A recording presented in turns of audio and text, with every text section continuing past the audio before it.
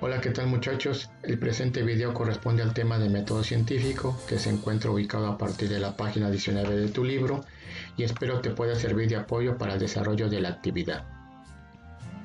Primeramente partimos de la idea de ciencia, que en su contexto general se entiende como un conjunto de conocimientos sistematizados que se determinan a partir de una metodología, es decir, en este caso el método científico. Recuerda que la ciencia no es un estudio acabado, se encuentra en constante modificación, por lo tanto debe cumplir las siguientes características. Debe ser analítica, es decir, podemos descomponer un fenómeno en sus partes que lo integran para estudiarlo de manera más precisa. Asocia la palabra analítica con análisis. Cuando vamos a hacer análisis al doctor, que nos sacan sangre, pues lo que se hace es descomponer la sangre en sus partes y nos cuentan cuántas partes de hemoglobina, cuántas partes de triglicéridos tenemos, y eso es el concepto de análisis. Verificable, la ciencia se debe comprobar o corregir o modificar de acuerdo a la propia metodología aplicada. Sistematizable, bueno, es volver a decir exactamente lo mismo, lleva un método, el método científico. Y una característica muy importante es que la ciencia es falible, es decir, un enunciado que ahora se considera como algo correcto, mañana puede estar sujeto a alguna modificación, corrección. Por ejemplo, durante muchos años se consideró que los agujeros negros absorbían todo, materia y energía, hasta que un personaje, Stephen Hawking, pudo determinar que también emiten radiación, y ahora se conoce a esa radiación con el nombre de radiación de Hawking en su honor. Es decir, ahí comprobamos que la ciencia resultó falible. Lo que en un momento se consideró correcto, en otros momentos se tuvo que corregir por nuevas investigaciones. La física, como nuestra ciencia que empezamos a estudiar, utiliza de manera muy particular el método científico como un camino para desarrollar investigación a través de uno de sus pasos, la experimentación. Te puedo asegurar que actualmente no existe una investigación científica que parta de la nada. Todo lo que quieras investigar o lo que los científicos actuales están investigando ya tienen un antecedente sobre el cual se inician las nuevas aportaciones. Yo te invito a que compruebes esto. Cualquier cosa que a ti te parezca nueva, tú escríbelo en el buscador de internet y te vas a dar cuenta que algo ya está escrito, algo ya está desarrollado. Vamos a tratar de determinar de manera muy rápida y explicar las partes o pasos del método científico bajo el contexto de la física. Primeramente tenemos la observación del problema, recordándote que observar es aplicar todos los sentidos. Es decir, vamos a aplicar los sentidos para determinar algunas características del fenómeno. Aquí es importante que entiendas que a veces podemos ocupar instrumentos que nos ayuden a la observación, por ejemplo el microscopio. Cuando iniciamos una investigación científica, tenemos que limitar el problema al objeto en estudio, ya que normalmente se hace muy extenso. Aquí yo lo asemejo en una analogía: cuando vamos al doctor porque tenemos alguna molestia, acudimos con el médico general. Ya cuando el médico general limita nuestra problemática, nuestros síntomas, nos puede canalizar con un especialista. Él determina que la problemática tiene que ver con el corazón y canaliza hacia el cardiólogo o con algún especialista en particular, porque está limitando el problema. Aquí es la analogía o comparación que pongo para que puedas entender este paso del método científico. Hipótesis. Es una de las partes importantes del método científico. En esta etapa se propone una explicación provisional de las observaciones del fenómeno, analizando las causas y posibles consecuencias. Es provisional, de acuerdo a lo que yo observo, qué considero que puede pasar, cuáles considero que son sus causas del fenómeno y de lo que estoy observando. Revisión bibliográfica, como ya mencionamos, es una revisión de lo que ya existe del fenómeno en estudio. Este paso lo podemos ubicar en diferentes partes de la metodología científica, porque puede ser como al inicio, puede ser al final para comparar. En este caso lo puse después de la hipótesis. Experimentación. Si tú ubicas la pantalla, lo puse en la parte central y porque considero que es de las partes fundamentales del método científico para nuestra ciencia, la física. Y este paso lo debemos entender como una reproducción controlada de un fenómeno. Quien está investigando el fenómeno va a reproducirlo de manera controlada, controlando las variables que están implícitas en el fenómeno. Por ejemplo, algo muy sencillo, podemos experimentar la caída libre. Primero dejo caer una hoja extendida, luego la dejo caer en forma de bolita, después la dejo caer desde 1 metro de altura, luego la dejo caer desde 2 metros, luego desde 3 metros, luego en lugar de una hoja dejo caer un libro, luego en lugar del libro dejo caer una goma. Si te das cuenta en este ejemplo que te estoy describiendo, estoy controlando fenómenos como la altura, como el tipo de objeto, como la forma del objeto. Esto lo estoy controlando yo para poder determinar algunos datos que me van a servir en mi proceso de investigación. Por supuesto, debo aclarar que hay fenómenos que podemos controlar a nuestro antojo y fenómenos que debemos esperar a que ocurran para poder estudiarlos. Por ejemplo, quien estudie los sismos, pues es ilógico pensar que va a echar una bomba para poder provocar el sismo y estudiar este fenómeno. Debe esperar a que suceda, poner sus sensores, poner sus cámaras y todo lo que conlleva para detectar lo que él quiera de las variables del fenómeno. En los cursos de física, pues vamos a trabajar con actividades experimentales en aquellos fenómenos que sí se puedan reproducir de manera controlada y no llegar al caso que te acabo de mencionar. El registro e interpretación de datos es una etapa muy importante porque nosotros ocupamos las matemáticas como una herramienta, no como un resultado final. Es decir, los datos que obtenemos debemos darle sentido, interpretarlos. ¿Cuánto tiempo tardó en caer la hoja desde 1 metro? ¿Cuánto tiempo tardó en caer la hoja desde 2 metros? ¿Qué pasó? ¿Cuánto tiempo tardó cuando la hoja la hice bolita? Y este registro e interpretación de datos, normalmente numéricos, se puede llevar a unas tablas, a unas gráficas para poder interpretar. Es muy importante entender esto. En física no es aplicar la cuenta y obtener el resultado numérico. Sí, es parte. Sin embargo, debemos interpretar ese resultado que me dice, que me da a entender del fenómeno. ¿Para qué? Para poder llegar al último paso, que es la formulación de una teoría, un principio o una ley. Concluir estas observaciones, estas interpretaciones y aterrizarlas en un principio, en una ley o en una teoría. Bueno, una vez que describimos de manera muy breve los pasos del método científico, que te recuerdo están ubicados en la lectura de la página 19 de tu libro, se te propone una lectura de lo que se considera el primer experimento de Galileo. Te recuerdo que a Galileo se le considera el padre del método científico. Y en esta lectura que te presento en estas pantallas y que está en la página 20 de tu libro, se refiere a lo que se considera como una de las primeras experiencias de Galileo, y que corresponden al péndulo que ahorita vamos a trabajar en un experimento. Entonces lee con calma lo que está en la página 20 de tu libro y a partir de este análisis contesta las preguntas que están en la parte inferior. ¿En qué parte de esta redacción, de esta lectura consideras que hizo la hipótesis? Describe con tus propias palabras cómo realizó Galileo la experimentación. De estas conclusiones que él determinó, ¿qué puedes deducir una teoría o una ley? Trata de investigar qué es una teoría, qué es una ley, para poder argumentar tu respuesta. Y finalmente, piénsale un poquito, si este experimento se hubiera realizado en esta época actual, ¿en qué momento tú crees más pertinente que se debía recurrir a una investigación de lo que ya está estudiado de este tema? Recuerda que esto lo pusimos como la revisión documental o bibliográfica del fenómeno. Bueno, vamos a la práctica. A partir de la página 21 de tu libro se te propone una actividad experimental muy sencilla que consiste en la realización de un péndulo simple.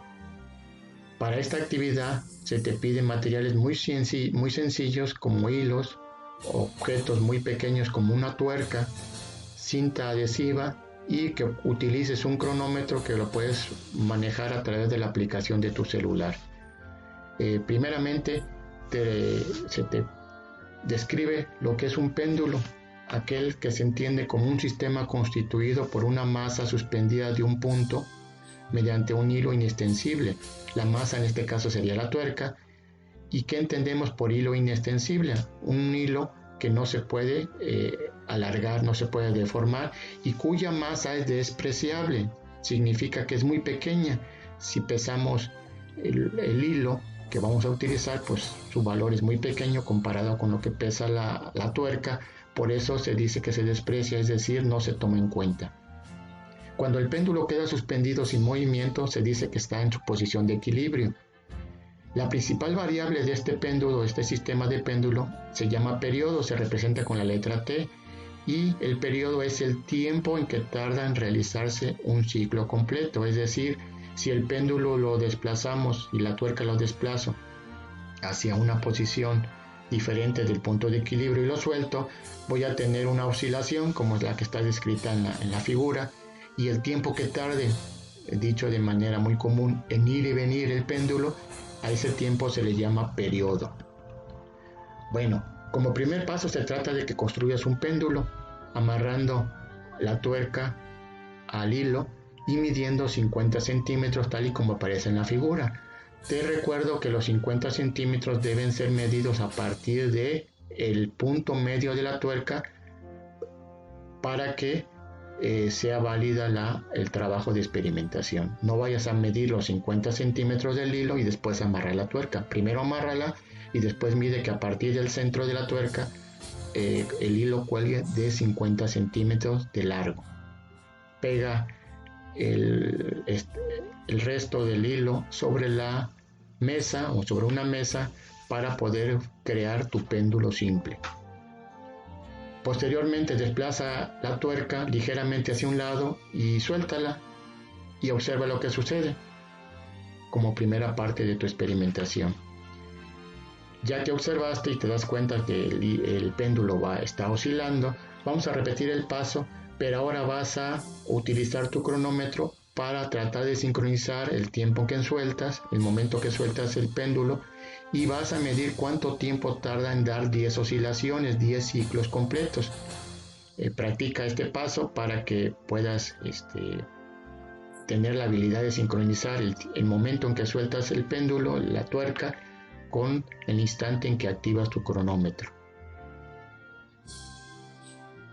Registra tus datos obtenidos y antes de que continúes, contesta. Si cambiamos la longitud, hacemos la longitud del péndulo más pequeño y vuelvo a medir el tiempo de 10 oscilaciones, ¿cómo crees que será? ¿Mayor o menor?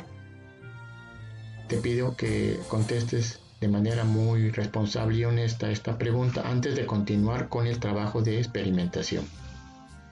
Una vez que contestaste esto en tu libreta o en tu libro, ahora despega el extremo del hilo que estaba pegado en la mesa y recorta el péndulo para que ahora sea o vuélvelo a pegar únicamente midiendo que sean 40 centímetros y repite la actividad. Vuelve a sincronizar tu cronómetro para medir el tiempo de 10 oscilaciones y anota tu resultado.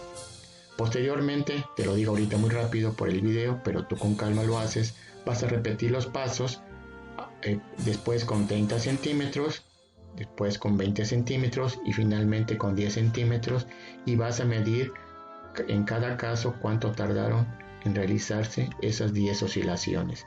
Si en algún caso se te complica, practícalo varias veces hasta que veas que tus resultados son semejantes y entonces toma la lectura de ese resultado, de ese dato. Esos resultados los vas a llevar a la tabla que está en la página 21 de tu libro, ahí los puedes contestar, y vas a llenar la tercera columna cuánto tiempo tardó en realizarse las oscilaciones de 10 en cada una de las longitudes que se trabajó.